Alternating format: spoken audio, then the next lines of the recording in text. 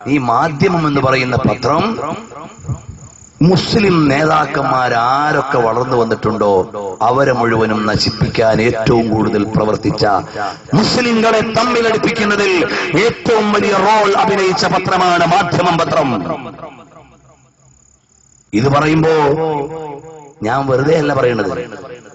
അബ്ദുൽ നാസർ മദനിയെ നശിപ്പിക്കുന്നതിൽ മാധ്യമത്തിന് എത്ര പങ്കുണ്ട് നിങ്ങൾ വായിച്ചു നോക്കൂ. പഴയകാല മാധ്യമ പത്രങ്ങൾ നിങ്ങൾ എടുത്തു നോക്കൂ. അദ്ദേഹം ജയിലിൽ മോചിതനായപ്പോൾ അദ്ദേഹത്തിന്റെ കൂടെ കൂടി രാഷ്ട്രീയ നേട്ടം കിട്ടുമെന്ന് വിചാരിച്ചു അല്ലേ?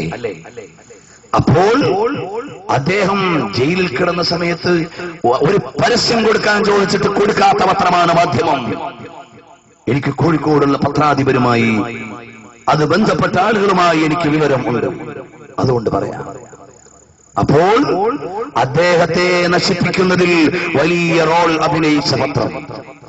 മുസ്ലിങ്ങളുടെ ഇടയിൽ എവിടെ പ്രശ്നമുണ്ടോ രണ്ട് തലയും കത്തിക്കുന്ന ചൂത സ്വഭാവമുള്ള പത്രം അതാണ് മാധ്യമം ദിനപത്രം. കഴിവുള്ളവരൊക്കെ അത് ഒഴിവാക്കി കളയണം. എന്താ കാരണം?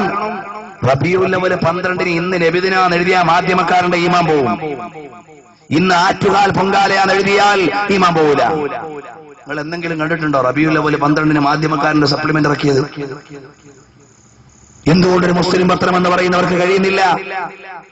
അതേ സമയത്ത് വേറെയുള്ള എല്ലാ ഉത്സവങ്ങളും ആഘോഷങ്ങളും പറയുന്നില്ലേ